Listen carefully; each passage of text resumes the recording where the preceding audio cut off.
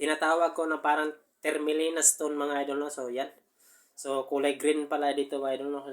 Yan. So kung marunong kayong kumilates ng bato mga idol, kaya ko si kinuha mga idol, so para siyang mayroon siyang para siyang may larawan na tao dito mga idol, no? Parang anghel. Kung sa akin, sa tingin ko idol, para siyang anghel, no? So ito parang pakpak, yan. At saka yan. Tapos ito ulo mga idol, no? So yan. Tapos ito yung paa niya, para siyang angel mga idol, kaya ko kinuha siya mga idol, so maganda siya tingnan. Tapos kita nyo naman idol, kakaiba talagang bato, no? Pero dito sa likod mga idol, kaya ako namangha mga idol, kasi bihira lang tayo makakita ng bato, no? So magkasalungat yung kulay niya mga idol. So dito sa kabila mga idol, so yan. So kulay violet siya mga idol, no? So kita nyo naman idol, so yan. So ito pala idol, no? So dito banda mga idol, so para siyang